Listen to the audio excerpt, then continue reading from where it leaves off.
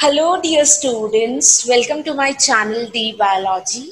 In this video, I'll tell you what the structure of seed is. Now, what is the need to study the structure of a seed? So guys, because the seed forms the complete plant. The seed will grow, germinate into a seedling. That seedling will form the complete plant. So if we need to study the morphology of the plant, then we should know about the structure of the seed also. So before we start with the morphology of the plants, we should know how the structure of the seed is. And to explain that structure, I have an example for you, which I'm going to show you over here. And this is one almond. As you can see, this is a peeled almond. बादाम जिसको मैंने पूरा छीला हुआ है. Now, this is the point where the two parts of the almond are attached. As you can see this point, right? It is clearly visible, this knock point. Now, when I am going to break this into two pieces, you can see it will be broken with that point itself. It is attached at that point, easily you can see, right? Now, if I'm breaking it into 2 points, it looks like this, somewhat. I'll not break it into completely 2 parts because I want to tell you something over here. Look this. So here at this point, the 2 parts are attached of this almond.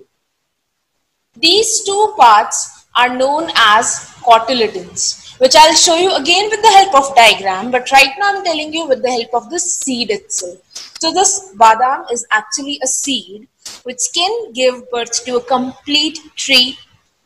It has 2 cotyledons, hence they are dicots or dicotyledons. If one cotyledon is there, it means it is monocot or monocotyledon. First thing you can remember easily, right? Second thing, they are attached to the central part, right? The central part. This central part is known as embryonal excess, which has certain parts. Now, I have separated the 2 parts. Now these cotyledons have separated. This seed is now broken, right? So let's see what the parts of the seeds are with the help of the diagram. Let's see the structure of the seed, its certain parts and some important functions also of those parts. So we'll start with the cotyledons, and here we have got the 2 cotyledons. This is one cotyledon, and then we have the second cotyledon over here. Here, these 2 cotyledons are attached by a structure, and what was the name of the structure I told? The name of the structure is embryonal excess. So this orange colored structure which is connecting the 2 cotyledons is what? It is embryonal excess. So let's label these parts here itself so that you can easily recall what these parts are. What is this? This is embryonal excess. Embryonal axis. This embryonal axis is actually going to develop into the complete plant. Embryonal axis will form the complete plant. Then what is the function of cotyledons? If embryonal axis is forming complete plants, then why the seed has cotyledons too? So the function of cotyledons in seeds is very important. Seed is formed and that seed is going to germinate into a seedling. After attaining a particular age or a particular development itself, then only that seedling will start photosynthesis, that is producing its own food. So from the time when the seed is formed, that is the embryo is there within the seed, till that embryo actually develops into a photosynthetic plant. That duration between the 2 periods, in that duration, the embryo, the developing seedling will require food. The food to get energy, right? So from where does this developing embryo and then this developing seedling, which is yet not photosynthetic, from where it will get food? It gets its food for energy from the 2 cotyledons. So the cotyledons have great role for the development of seed, for the development of embryo. It provides the food to the developing embryo, developing seedling. So let's label this part as cotyledon. This is one cotyledon and this is another cotyledon. So in dicots we have two cotyledons, hence dicotyledons. In monocots we have one cotyledon only, so it is known as monocots. That is very easy to remember and I know you will not forget it now.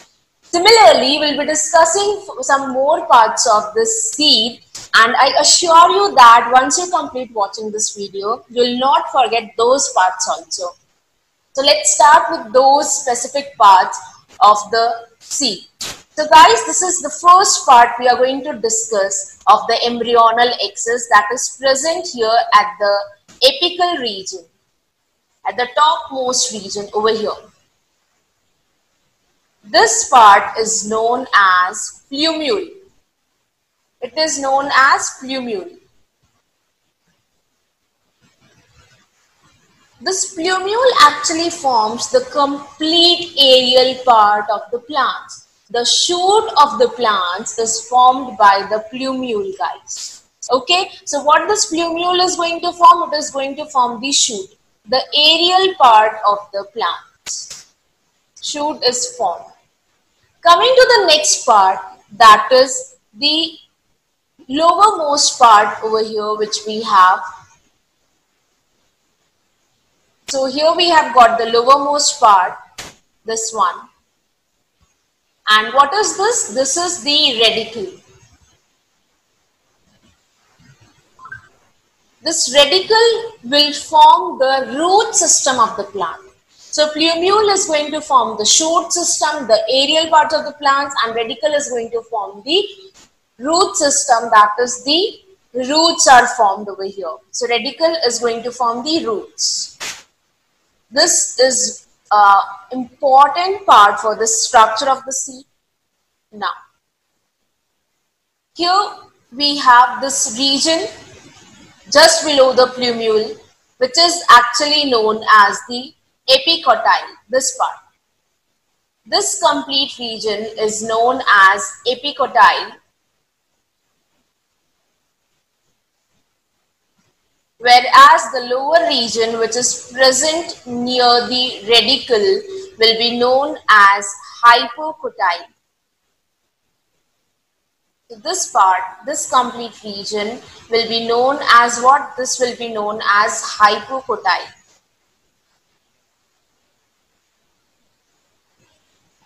So guys, this is complete structure of a seed. As I showed you the almond seed, I'll once again show you the same. And here we have got this almond seed, this one, right?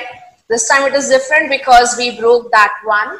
So we have another almond seed with us. And look, these are the two cotyledons, right? This is one cotyledon, this is second cotyledon. And they both are attached here at the embryonal excess. Now this embryonal excess will form the complete plant.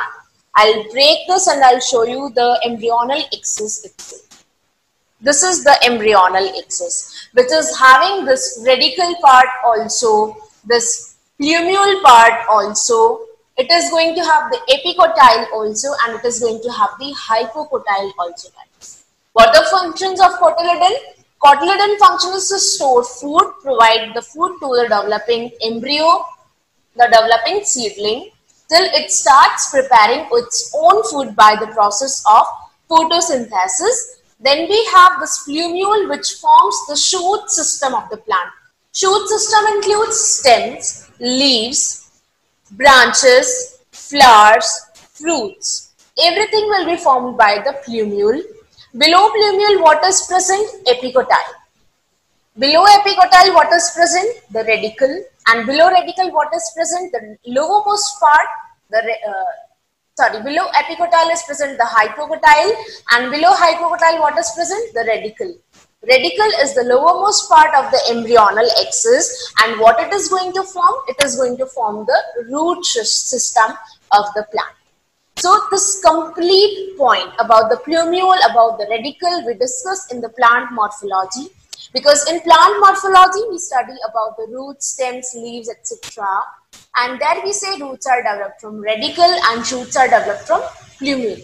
So this information is required to understand that part of the plant. So guys, here we are done with the structure of seed. If you like this video, please hit the like button, subscribe the channel, hit the bell button to get the notifications, and please share it with your friends too.